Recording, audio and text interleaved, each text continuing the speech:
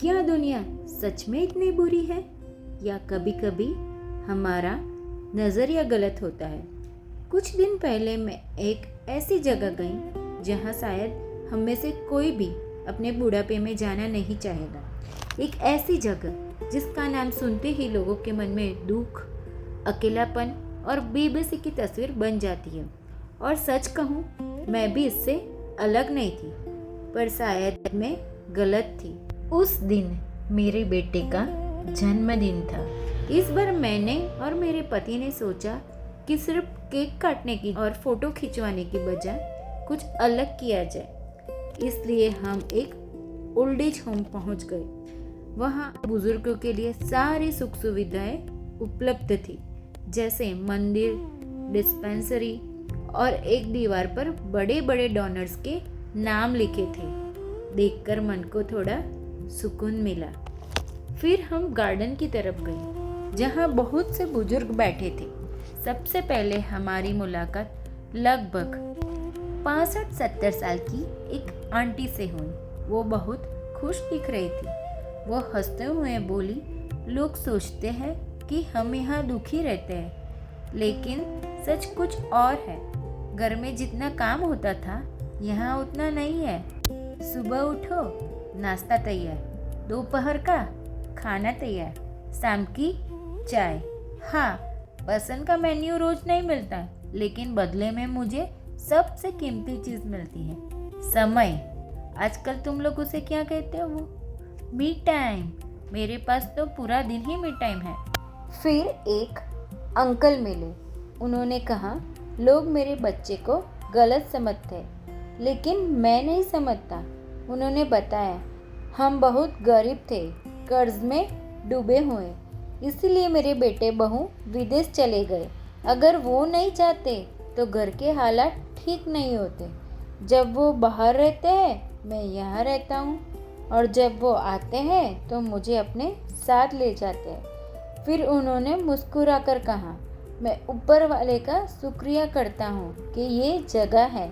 कम से कम मेरे बच्चों को मेरी चिंता तो नहीं रहती। उस पल मुझे एहसास हुआ, हर बच्चा गलत नहीं होता, कुछ मजबूर भी होते हैं।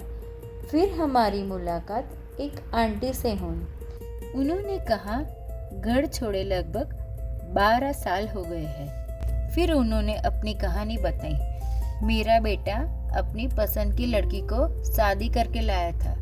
शुरू में सब ठीक था, लेकिन बाद में घर में झगड़े बढ़ने लगे। मुझे लगता था कि उसे घर के तौर तरीके अच्छे से सिखा दूं, पर आज की नई पीढ़ी अपनी सोच से चलती है। धीरे धीरे घर में तनाव बढ़ गया और मेरा जीना मुश्किल हो गया। और एक समय ऐसा आया कि मुझे लगा मैं अब एक बोझ बन गई हूँ इनके लिए। फिर मैं यहाँ आ गई। वो थोड़ी रुकी, फिर बोली, शुरुआत में मुझे यहाँ अच्छा नहीं लगता था, लेकिन यहाँ आकर मैंने बहुत लोगों की कहानियाँ सुनी। यहाँ कभी कभी मोटिवेशनल स्पीकर्स भी आते हैं, जो हमें सिखाते हैं कि जिंदगी को कैसे बेहतर तरीके से जिया जाए। और यहाँ हर इंसान अपनी कहानी से दूसरों को कुछ न कुछ सिखा देता है। पहली बार मैंने अपनी कहानी को भी दूसरों के नजरिए से देखा और समझ आया कि गलती सिर्फ उनकी नहीं थी, मेरी भी थी। अब उनके चेहरे पे सुकून था। वो बोली, अब मुझे नहीं पता मेरा बेटा और बहू क्या सोचते हैं मेरे बारे में, लेकिन मैं दिल से चाहती हूँ वो जहाँ भी रहे खुश रहे, क्योंकि जब हम किसी के लिए दिल से अच्छा सोचते हैं तो हमें भी सुकून मिलता है। यहाँ मेरे दोस्त हैं, मेरा सम्मान है, मेरी पहचान है। मुझे किसी से अब कोई शिकायत नहीं है। इसने मुझे सिर्फ रहने की जगह नहीं दी, इसने मुझे फिर से जीना सिखाया है। फिर एक दादी जी मिले। उन्होंने हंसकर कहा, आप लोग हमें बेचारा समझ रहे हो क्या? सुबह चाय, दोपहर ताश, शाम कीर्तन, कभी गार्डनिंग, कभी हंसी मजाक। हमारी तो रोज आउटिंग होती है, और यहाँ कोई किसी को अकेला रहने ही नहीं देता। लेकिन सबसे गहरी बात एक दादी माँ ने कही। उन्होंने धीरे से कहा, यहाँ हर किसी की कहानी अलग है, कुछ को बच्चों ने छोड़ा, कुछ खुद आए हैं, कुछ मजबूरी में, लेकिन यहाँ आकर हम एक बात सीख जाते हैं। और मैंने तुरंत से पूछा, क्या? उन्होंने कहा, खुशी जगह में नहीं होती, खुशी लोगों में होती है। पहले मैं सोचती थी कि मेरा परिवार सिर्फ मेरे बेटे बहू है, लेकिन आज मेरा परिवार 80 लोगों का है।